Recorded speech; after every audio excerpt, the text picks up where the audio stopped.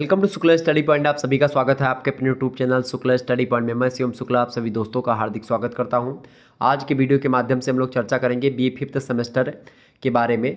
B fifth semester में एक subject है आपका हिस्ट्री, यानी जिसको आप मध्यकालीन इतिहास भी कहते हैं। ठीक है, इतिहास या हिस्ट्री या मध्यकालीन इतिहास में मैंने आपको सिलेबस ऑलरेडी अवेलेबल करवा दिया है। अब सिलेबस के अकॉर्डिंग हम लोग चैप्टर वाइज वीडियो चर्चा करने का प्रयास जरूर करते हैं। तो उसी श्रृंखला में हम लोग आज चर्चा करेंगे। मैं मैं श्रृंखला चालू किया हूँ कि यूनिट वाइज जो है आपको मतलब कि 8 यूनिट है, यानी 8 वीडियो के माध्यम से प्रत्येक यूनिट के बनने वाले महत्वपूर्ण ऑब्जेक्टिव प्रश्नों के माध्यम से संपूर्ण चैप्टर को समझने का प्रयास।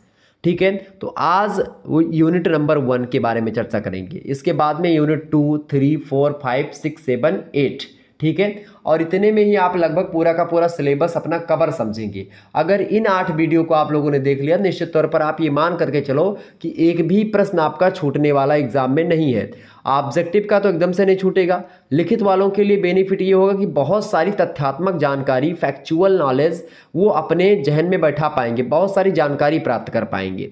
तो मध्यकालीन इतिहास कि पेपर 1 के बारे में आज की वीडियो के माध्यम से हम चर्चा करेंगे। पेपर 1 में आपको क्या पढ़ना है? भारत में राष्ट्रवाद, नेशनलिज्म इन इंडिया।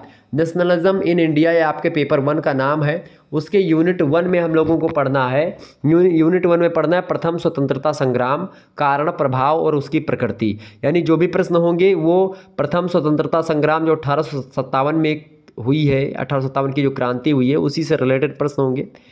बहुत ही महत्वपूर्ण प्रश्न है, आइए चर्चा करने का प्रयास करते हैं।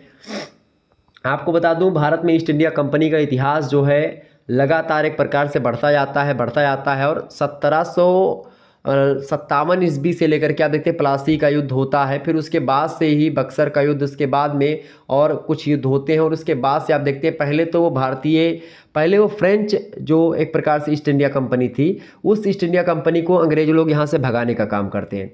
और जब यहाँ से फ्रेंच ईस्ट इंडिया कंपनी यानी अपने प्रतियोगियों को यहाँ से भगाते हैं, क्योंकि फ्रांस जो है वो भी यूरोपीय कंट्री है, डच भी यूरोपीय कंपनी है, मतलब अलग अलग देशों से कई सारे यात्री लोग आए थे यहाँ पर व्यापार करने के लिए। ठीक है, और उन्हीं में से था ईस्ट इंडिया कंपनी भी, उन्हीं की जैसे थी। लेकिन क्या ऐसा हुआ कि ईस्ट इंडिया कंपनी आगे बढ़ गई? ऐसा ये हुआ कि यहाँ पर तिकड़ी चली कि पहले इंग्लैंड की जो ईस्ट इंडिया कंपनी थी उसने ये सोचा कि सबसे पहले हम लोग क्या करेंगे, सबसे पहले हम लोग यहाँ से जो हमारे प्रतिद्वंदी होंगे, कंपटीटर होंगे, यानी फ्रांस, डच, डेनिश, इन सभी को यहाँ से भगाएंगे। फिर उसके बाद में एक छत्र राज करेंगे, तभी हमारा फ़ायदा होगा। और यही किया उन लोगों ने। सबसे पहले यहाँ पर अपने प्रतिद्वंदियों को भगाया, फिर उसके बाद में यहाँ पर एकाधिकार किया। एकाधिकार के चक्कर में क्या हुआ, आप इकोनॉमिक्स में पढ़ते हैं, एकाधिकार जब हो जाता तो मूल्य बढ़ जाते हैं, दाम बढ़ जाते हैं। किसी भी चीज़ की बात की जाए, अगर एक ही व्यक्ति कोई काम कर रहा है और उसका डुप्लीकेट या उसके विकल्प के रूप में कोई दूसरा व्यक्ति या कोई दूसरा वो उपकरण मौजूद नहीं है। मान लेते हैं दुनिया में एक ही कंपनी की मोटरसाइकिल होती तो वही व्यक्ति और जितने दाम में चाहता वो उतने दाम में बेचता, लेकिन चूँकि सस्ती इसलिए करनी पड़ती है चूँकि बगल वाला भी उससे कम दाम में दे रहा है। तो ऐसे सिचुएशन में कंपटीटर जब होते हैं तो दिक्कत होती है लोगों को एक प्रकार से मुनाफा कमाने में। और यही कंपनी ने सोचा और मुनाफा कमाने के चक्कर में उसने क्या किया, अपने कंपटीटर को यहाँ से भगाया। अब उसका रास्ता क्लियर हो गया। अब वो धीरे धीरे करके एक एक युद्ध में भागने लगती है। फूट डालो और राज करो की नीति अपनाते हुए आगे बढ़ती है। छोटे छोटे राजवंशों को मिलाती है और पता करती कि भाई किस किस राजवंश के बीच में झगड़ा चल रहा है, वहाँ पर जाती एक का सपोर्ट करती है। ठीक है, और उसको जितवा देती है। फिर उसके बाद में उस राजा का सपोर्ट कंपनी को मिलने लगता है, कंपनी को और तमाम प्रकार के टैक्स से मुक्त कर दिया जाता है। ठीक है, और कंपनी आगे बढ़ती जाती है। कच्चा माल यहीं भारत में एक प्रकार से वहाँ की खेती करवा करके और उसी कच्चे माल का प्रयोग करके पक्का माल बनाती है, फिर वही भारत में ला करके उच्च दामों पर बेचती है। तो ये सारी प्रक्रिया करते करते वो एक प्रकार से एक समय ऐसा आता है कि वो भारत को एक प्रकार से अपना गुलाम बनाने के लिए एकदम से गुलाम बना चुकी होती है। ठीक है, यहाँ पर सैनिक वगैरह सब बिल्कुल रखने लगती है और इस प्रकार से क्या होता है कि भारतीयों के मन में एक प्रकार से लगने लगता है भारतीयों को कि अब हमको विद्रोह करना चाहिए। और ऐसी स्थिति में चिनगारी का काम करते हैं बैरकपुर में। एक प्रकार से जो बैरकपुर की घटना है, खास करके मंगल पांडे जी का नाम आप लोगों ने सुना होगा। मंगल पांडे चूँकि बहुत ब्राह्मणवादी विचारधारा के थे, मतलब ब्राह्मणत्व तो उनके अंदर था, ठीक है। और ख़ास करके चूँकि उस समय चीज़ें थी कि भाई ब्राह्मणत्व तो होना भी चाहिए। ब्राह्मणत्व का मतलब यहाँ पर किसी जाति विशेष से नहीं है। ब्राह्मणत्व का मतलब यहाँ पर है कि भाई वो कर्मकांडी के साथ साथ मतलब वो भगवान में आस्था रखते थे, मांस मछली नहीं खाते थे, शराब दारू नहीं पीते थे, मतलब ये सब ब्राह्मणत्व की मैं बात कर रहा हूँ। तो नहीं तो बहुत सारे लोग गलत अर्थ इसका निकालेंगे, तो वो नहीं है जो आप सोच रहे हो, जो मैं अभी बताया हूँ कि भाई इसका मतलब कि भाई वो दारू शराब मांस मदिरा इनका सेवन नहीं करते थे। और हुआ अच्छा, कुछ मुस्लिम सैनिक भी थे, वो लोग भी एक प्रकार से, चूँकि जो कारतूस थे उसमें चर्बी का प्रयोग होने लगता था बनाने में, गाय और सूअर की चर्बी, और ऐसी स्थिति में उस कारतूस को मुंह से खोलना पड़ता था। जब एक प्रकार से लोगों को पता चली और खास करके मंगल पांडे को ये बात पता चलती है, तो वो एक प्रकार से विद्रोह कर देते हैं और यहीं से एक प्रकार से क्रांति की पहले रूपरेखा तैयार कर ली थी कि भाई क्रांति होनी है। लेकिन क्रांति 2 दिन पहले ही हो जाती है, ठीक है। क्रांति कब हो जाती? 2 दिन पहले ही होती। 31 मार्च को होनी थी क्रांति, लेकिन मतलब 29 मार्च को ही हो जाती है, ठीक है। तो इस प्रकार से 1 दिन पहले हो जाती है। ओके, ये बात ध्यान रखिएगा। बैरकपुर में, बंगाल में पड़ता है बैरकपुर। तो इस प्रकार चीज़ें होती हैं। अब हम तो उसी के बाद में वहीं से प्रारंभ होता है 1857 की क्रांति, और अलग अलग स्थानों पर अलग अलग व्यक्ति जो है उसको एक प्रकार से सहायता करते हैं और इस प्रकार से वो आगे बढ़ती चली जाती है। इसके पीछे कई कारण थे, शासन संबंधी कई सारे कारण हैं, राजनीतिक कारण हैं, ठीक है, आर्थिक कारण बहुत सारे हैं, कई सारे कारण हैं। कुल मिलाकर के 1857 के विद्रोह ने केवल ईस्ट इंडिया कंपनी का ही नहीं अंत किया, बल्कि इससे पुराना सामंतवादी जो ढांचा था उसको भी अस्त व्यस्त कर दिया।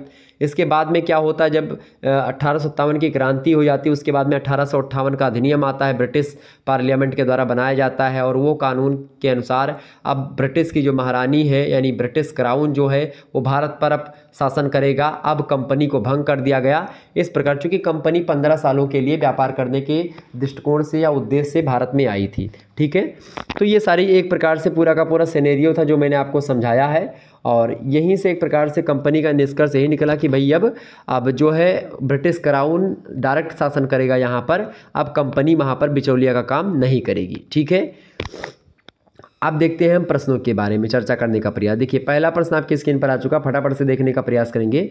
एक बार सभी लोग वीडियो को लाइक और शेयर कर दीजिएगा। समझते हुए एक एक पॉइंट को हम आगे बढ़ेंगे। सारे प्रश्न आपके दिमाग में बैठ जाएंगे, ये मैं वादा करता हूँ आपसे। एक भी प्रश्न आपके परीक्षा में छूट करके नहीं जाएगा, 100% बोल रहा हूँ। इसको में नोट कर लीजिएगा आप लोग कहीं पर कि शुक्ला सर ने ऐसा बोला था और ऐसा हुआ नहीं, होगा ऐसा, क्योंकि एक प्रश्न से लगभग 3-4 प्रश्न मैं बना करके आपको समझाऊंगा। पहला प्रश्न है, अंग्रेजी भारतीय सेना में चर्बी वाले कारतूसों से चलने वाली एनफील्ड राइफल को शामिल किया गया। कब शामिल किया गया था भाई? दिसंबर 1856 में शामिल किया गया था, जो चर्बी से चलती थी। किससे किससे? गाय और सूअर के चर्बी से। तो सूअर से नाराज हुए कौन? मुसलमान लोग, और एक प्रकार से गाय से नाराज हुए हिंदू लोग, ठीक है। ये बात ध्यान रखिएगा। तो इसका करेक्ट आंसर क्या हो जाएगा? ऑप्शन नंबर ए, 1856 दिसंबर के महीने में यहीं से प्रारंभ होता है भारतीय सेना में कारतूसों का प्रयोग, खास करके चर्बी वाले कारतूस जो जिनका नाम है एनफील्ड राइफल, ठीक है। अगला प्रश्न, दूसरा नंबर प्रश्न आपकी स्क्रीन पर आ चुका, फटाफट से आप लोग आंसर बताने का प्रयास करेंगे। दूसरा प्रश्न है, भारत में प्रथम स्वतंत्रता संग्राम का मुख्य तत्कालिक कारण क्या था? बताएं। भारत में प्रथम स्वतंत्रता संग्राम का मुख्य तत्कालिक कारण क्या था? ऑप्शन ए है अंग्रेजों का धर्म हस्तक्षेप का संदेश, दूसरा किसानों पर अत्याचार, या फिर तीसरा है दोनों, या फिर डी दिया इनमें से कोई नहीं। तो इसका करेक्ट आंसर हो जाएगा अंग्रेजों का धर्म हस्तक्षेप का संदेश। भारत में प्रथम स्वतंत्रता संग्राम यानी 1857 की क्रांति का जो मुख्य तत्कालीन कारण था वो था धर्म में एक प्रकार से हस्तक्षेप करना, और इसका संदेश मिल गया था कि भाई धर्म भ्रष्ट करना चाहते हैं। चूँकि चर्बी कटवाते हैं दांत से, चर्बी जो है एक प्रकार से दांत से निकालनी पड़ती है, तो वो एक प्रकार से धर्म भ्रष्ट की बात ही हो गई, ठीक है। तो ऐसी स्थिति में अंग्रेजों का धर्म हस्तक्षेप का संदेश लोगों में जाने लगा, और ये कारण बनता है भारत में प्रथम स्वतंत्रता संग्राम का। ऑप्शन नंबर इसका ए करेक्ट आंसर होगा।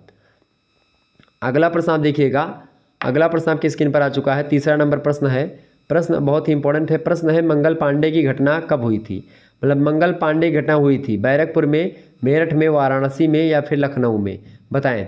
तो मंगल पांडे की घटना हुई थी कहाँ पर हुई थी भाई? बैरकपुर में हुई थी, ठीक है। ऑप्शन नंबर इसका ए करेक्ट आंसर हो जाएगा। बंगाल में हुई थी घटना, बैरकपुर बंगाल में पड़ता है।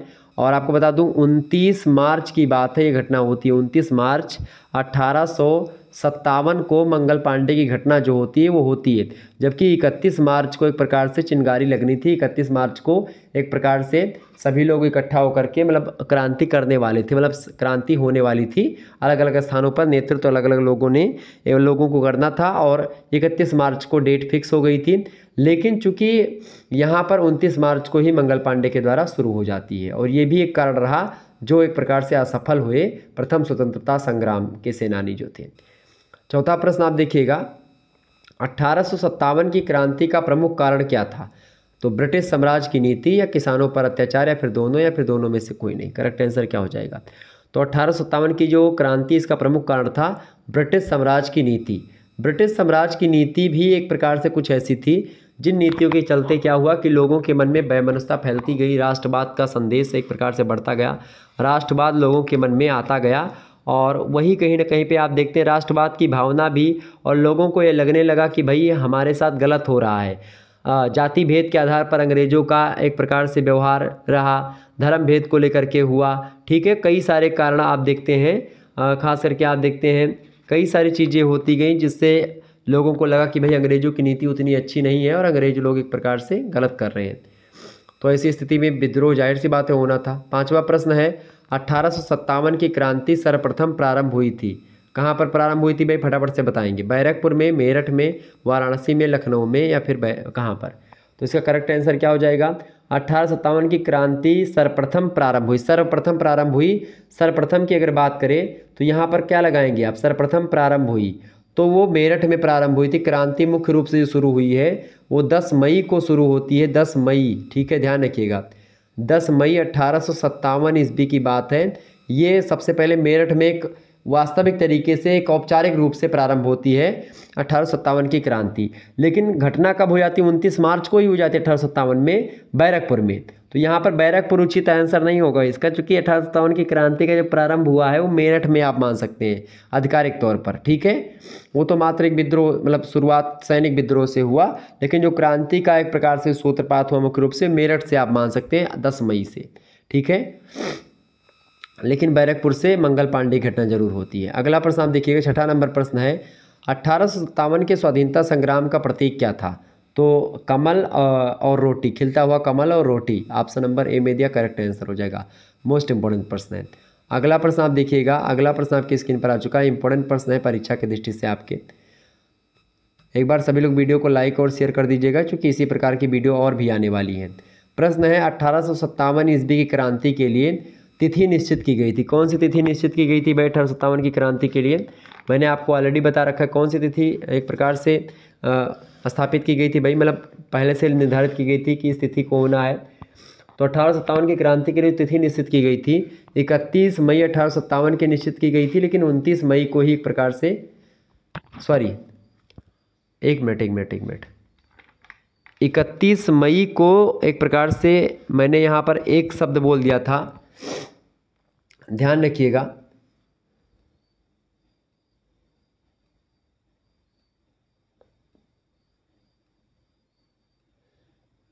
बिल्कुल 31 मई इज़ राइट आंसर, तो 31 मई करेक्ट आंसर हो जाएगा आपका, ठीक है। 31 मई के दिन एक प्रकार से प्रारंभ होता है, ये बात ध्यान रखिएगा। मतलब 31 मई तिथि निश्चित की गई थी क्रांति के लिए, ठीक है, ये बात ध्यान रखिएगा। लेकिन उससे पहले ही एक प्रकार से मंगल पांडे की घटना हो जाती है। आगे बढ़ते हैं, अगला प्रश्न। चलिए अगला प्रश्न आपकी स्क्रीन पर आ चुका है, तो इसका करेक्ट आंसर क्या हो जाएगा? B option is right answer. अगला प्रश्न आप देखिएगा, बहादुर शाह द्वितीय की मृत्यु हुई रंगून में हुई थी, झांसी में, कानपुर में, या फिर लखनऊ में? करेक्ट आंसर क्या हो जाएगा भाई? फटाफट से आप लोग बताने का प्रयास करेंगे, सभी लोग बताइएगा।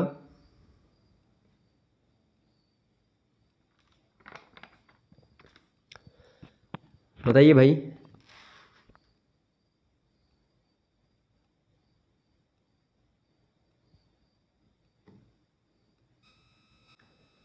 अगला प्रश्न है, बहादुर शाह द्वितीय जो था अंतिम मुगल बादशाह भी इसको माना जाता है, बताएं इसकी मृत्यु कब हुई थी? फटाफट से आप बताने का प्रयास करेंगे। अंतिम मुगल बादशाह जो है बहादुर शाह द्वितीय, उनका नाम है बहादुर शाह जफर भी कहा जाता है। इनकी मृत्यु कब हुई थी? ये भी नेतृत्व कर रहे थे खास करके 1857 की क्रांति का, ठीक है। चूँकि दिल्ली के सुल्तान थे, दिल्ली में इनका शासन ही था, मुगल वंश के थे, ठीक है। तो इनकी मृत्यु हुई थी रंगून में 1862 ईस्वी में। ठीक है, ऑप्शन नंबर इसका ए करेक्ट आंसर होगा। अगला प्रश्न आप देखिएगा, 9वां नंबर प्रश्न आपकी स्क्रीन पर आ चुका। 1857 का विद्रोह किस उर्दू कवि ने देखा था? मिर्ज़ा गालिब, बहादुर शाह जफ़र, या फिर दोनों, या फिर कोई नहीं? तो मिर्ज़ा गालिब ही उर्दू के कवि हैं। ठीक है, तो उन्होंने ही देखा था, मिर्ज़ा गालिब, 1857 का विद्रोह। Option number A correct answer होगा। अगला प्रश्न आप देखिएगा, अगला प्रश्न आपकी स्क्रीन पर आ चुका है। 10वां नंबर प्रश्न है, 1857 के क्रांतिकारियों में वह नेता जिसका वास्तविक नाम रामचंद्र पांडुरंग था, उसका क्या नाम था? तात्या तोपे, लाला लाजपत राय, या रानी लक्ष्मीबाई, या फिर उपरोक्त सभी? देखिए, रानी लक्ष्मीबाई के बचपन का नाम क्या था? मनु। मनु इनको बोला जाता था। इनका नाम था मणिकर्णिका। मणिकर्णिका एक मूवी भी बनी है जिसमें इनका किरदार निभाया है।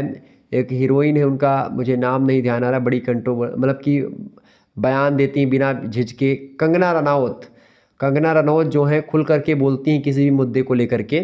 तो उन्होंने एक प्रकार से इनका किरदार निभाया था उस मूवी में। मणिकर्णिका मूवी है, ये रानी लक्ष्मीबाई पर ही मूवी बनी हुई है। तो उनके बचपन का नाम था मणिकर्णिका, जिनको एक प्रकार से लोग प्यार से मनु मनु बुलाया करते थे। तो इनका नाम तो है नहीं। लाला लाजपत राय का भी नहीं है। ठीक है, तो बचा कौन? तात्या टोपे। तात्या टोपे की अगर बात की जाए, तात्या टोपे जो है कानपुर से, एक प्रकार से कानपुर के हैं। और मतलब कानपुर में 1857 की क्रांति का एक प्रकार से जो बिगुल उठा जो है मेरठ से, वो एक प्रकार से कानपुर में तात्या टोपे जो है उसको एक प्रकार से आगे बढ़ाते हैं। रानी लक्ष्मीबाई झांसी से, ठीक है, कुंवर सिंह बिहार।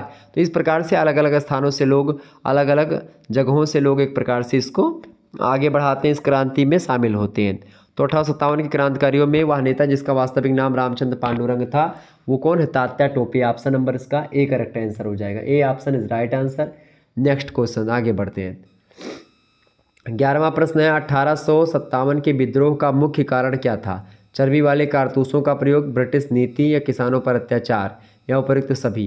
तो यहाँ पर 1857 के विद्रोह का मुख्य कारण जो था वो चर्बी, मुख्य कारण की बात कर रहा है। तो चर्बी वाले कारतूसों का प्रयोग ये एकदम से मुख्य कारण था, तत्कालीन कारण था। वैसे ब्रिटिश नीति भी एक कारण थी। ठीक है, ये बात ध्यान रखिएगा। तो ऑप्शन नंबर इसका ए लगा दीजिएगा। अगला क्वेश्चन से आप देखिएगा, 12वां नंबर प्रश्न आपकी स्क्रीन पर आ चुका है। 1857 के विद्रोह का लखनऊ में नेतृत्व किसने किया था? लखनऊ में नेतृत्व किसने किया था भाई? देखिए, रानी लक्ष्मीबाई झांसी से, तात्या टोपे जो है कानपुर से नेतृत्व करते हैं। बेगम हज़रत महल, बिल्कुल करेक्ट आंसर आप सभी के आ रहे हैं। बेगम हज़रत महल जो हैं ये 1857 के विद्रोह का लखनऊ में नेतृत्व करती हैं। नेक्स्ट क्वेश्चन आप देखिएगा, 13वां नंबर प्रश्न है। 1857 को विद्रोह, मतलब 1857 का विद्रोह की महत्वपूर्ण विशेषता क्या थी? 1857 के विद्रोह की महत्वपूर्ण विशेषता क्या थी, बताएं? धार्मिक एकता, हिंदू मुस्लिम एकता, या सांप्रदायिकता? सांप्रदायिकता तो थी ही नहीं, धार्मिक एकता भी नहीं। आप यहाँ पर लगा सकते हैं मुस्लिम, मतलब हिंदू मुस्लिम एकता। हिंदू मुस्लिम एकता यहाँ पर एक प्रकार से सबसे बड़ी विशेषता होती है 1857 की क्रांति में, और काफ़ी हद तक सफलता मिलती है इसी कारण से। बाद में क्या होता है, हिंदू मुस्लिम में फूट डाल देते हैं अंग्रेज लोग, और ऐसी स्थिति में फिर और निर्बल होते जाता है पक्ष। ऑप्शन नंबर इसका बा करेक्ट आंसर होगा। 14 नंबर क्वेश्चन आप देखिएगा, 1857 के संग्राम के झांसी, मेरठ, दिल्ली और कानपुर के केंद्रों में से सबसे पहले अंग्रेजों ने पुनः अधिकृत किसे किया? तो दिल्ली को दोबारा सबसे पहले अधिकृत किया था। Option number C correct answer हो जाएगा। 15वां प्रश्न आप देखिएगा, 15वां प्रश्न है, 1857 के संघर्ष में भाग लेने वाले सिपाहियों को सर्वाधिक संख्या, मतलब सर्वाधिक संख्या कहाँ से की थी? ये मतलब जिसमें सबसे ज़्यादा लोगों ने भाग लिया था, कहाँ के लोग थे? तो अवध से सबसे ज़्यादा लोगों ने भाग लिया था 1857 की क्रांति में। ऑप्शन नंबर इसका सी करेक्ट आंसर होगा। अगला क्वेश्चन आप देखिएगा, 16वां नंबर प्रश्न आपकी स्क्रीन पर आ चुका है। प्रश्न है, 1857 के स्वाधीनता संघर्ष की महारानी लक्ष्मीबाई की जन्मस्थली है, बताएं? 1857 के स्वाधीनता संघर्ष की जो महारानी रही हैं लक्ष्मीबाई, उनकी जन्म स्थली क्या है? अवध, पूना, महाराष्ट्र, या वाराणसी? तो रानी लक्ष्मीबाई का जन्म स्थान कहाँ पर है भाई? बिल्कुल आप सभी करेक्ट आंसर आ रहा है, Varanasi is right answer. Option number C correct answer हो जाएगा। इनका जन्म हुआ था 19 नवंबर 1828 को। ठीक है, 19 नवंबर 1828 को जन्म होता है किसका भाई? इनका मणिकर्णिका का, यानी कि किसका? मणिकर्णिका मतलब कि मनु का, यानी कि रानी लक्ष्मीबाई जी का। आगे बढ़ते हैं, अगला प्रश्न 17वां प्रश्न आपकी स्क्रीन पर आ चुका है। आज़ादी की पहली लड़ाई 1857 में भाग नहीं लिया था। तो तो आज़ादी की पहली लड़ाई 1857 में भाग किसने नहीं लिया था? देखिए, रानी लक्ष्मीबाई ने लिया था, बेगम हजरत महल लखनऊ से, रानी लक्ष्मीबाई झांसी से, तात्या टोपे जो थे ये कानपुर के। ठीक है, भगत सिंह जो है इसमें शामिल नहीं होते क्योंकि भगत सिंह उस समय नहीं थे। तो ऑप्शन नंबर इसका ए करेक्ट आंसर हो जाएगा। अगला प्रश्न है 18वां प्रश्न है बिहार मतलब कुंवर सिंह 1857 के विद्रोह का एक प्रमुख नेता थे जो संबंधित थे कहाँ से? बिहार से। ऑप्शन नंबर आ करेक्ट आंसर हो जाएगा। ठीक है, नेक्स्ट क्वेश्चन आप देखिएगा 19 नंबर प्रश्न है 1857 की क्रांति से संबंधित प्रमुख घटना स्थल है बैरकपुर, इलाहाबाद, बरेली, ये सब हैं। ऑप्शन नंबर डी लगा देंगे। सॉरी, 1857 की क्रांति से संबंधित सारी घटनाएं जो हैं मतलब सारी घटना स्थल जो हैं बैरकपुर, इलाहाबाद, बरेली, इन सभी स्थानों पर हुआ। ऑप्शन नंबर डी उपयुक्त सभी। 20वां प्रश्न देखिएगा, प्रश्न है 1857 का भारतीय विद्रोह को और किन किन नामों से जाना जाता है? तो प्रथम भारतीय स्वतंत्रता संग्राम भी कहा जाता है, सिपाही विद्रोह भी कहा जाता है, भारतीय विद्रोह भी कहा जाता है। तो ऑप्शन नंबर इसका क्या लगाएंगे? डी ऑप्शन उपयुक्त सभी। यहाँ पर डी ऑप्शन दिया हुआ करेक्ट आंसर हो जाएगा। आगे बढ़ते हैं अगला प्रश्न। अगला प्रश्न आपकी स्क्रीन पर आ चुका, फटाफट से आप लोग देखने का प्रयास करेंगे और शेयर कर दीजिएगा सभी लोग वीडियो को। ठीक है, और इसी प्रकार से चैप्टर मतलब की इकाई 2 की, इकाई 3 की सभी की वीडियोज़ आपके समक्ष आती रहेगी, आप लोग देखते रहिएगा। ठीक है, समझ में आ रहा होगा तो एक प्रकार से आगे ये सीरीज़ कंटिन्यू रहेगी और इस सीरीज़ में बहुत सारी जानकारी आप पाने वाले हैं और मेरे हिसाब से ये सीरीज़ पूरी कंटिन्यू मैं करूँगा। हर पेपर के जो है सारे के सारे जो 8-8 चैप्टर हैं सभी मैं करवा दूँगा, मतलब 8-8 यूनिट हैं, सभी से रिलेटेड मैं प्रश्नों को करवा दूँगा ऑब्जेक्टिव वाले, उसी में मैं समझा करके आपको बताऊँगा और बाकी क्लासेस आपकी बोर्ड पर होती रहेंगी। ठीक है, ये बात ध्यान रखिएगा। चलिए, तो आप सभी लोग चैनल को सब्सक्राइब किए हैं तो बड़ी अच्छी जगह आए हैं। अगला प्रश्न है लॉर्ड डलहौजी की राज हड़पने की नीति के अंतर्गत किन किन राज्यों को अंग्रेजी राज्य में मिला लिया गया था? झांसी, अवध, सतारा सभी को मिला लिया गया था। अच्छा, आपसे पूछे कि डलहौजी मतलब हड़प की नीति किसने लाई है? तो डलहौजी ने लाई है। ठीक है, ये बात ध्यान रखिएगा। तो अवध, झांसी, सतारा ये सब राज्यों को हड़प लिया था किसने? लॉर्ड डलहौजी ने। ठीक है, हड़प की नीति के अंतर्गत। नेक्स्ट क्वेश्चन आप देखिएगा 22 नंबर प्रश्न है मंगल पांडे का कोर्ट मार्शल किया गया। कब कोर्ट मार्शल किया गया था मंगल पांडे का? भैया मंगल पांडे का कोर्ट मार्शल 6 अप्रैल 1857 को किया गया था और उसके 2 दिन बाद 8 अप्रैल को फांसी दे दी गई थी इनको। ठीक है, option number A correct answer होगा इसका 22 का। 23 नंबर क्वेश्चन आप देखिएगा सन 1857 ईस्वी की क्रांति का बिगुल मेरठ से कब फूंका गया था? तो मेरठ से कब फूंका गया भाई इसका बिगुल 1857 की क्रांति का? 10 मई 1857 करेक्ट आंसर हो जाएगा। ऑप्शन नंबर ए बिल्कुल करेक्ट आंसर है। अगला प्रश्न है 24 नंबर प्रश्न है मंगल पांडे जिसने अकेले 1857 ईस्वी के विद्रोह का सूत्रपात किया संबंधित था किस इन्फेंट्री से थे वो? तो 34वीं नेटिव इन्फेंट्री से रिलेटेड है Mangal Pandey. Option number A correct answer हो जाएगा।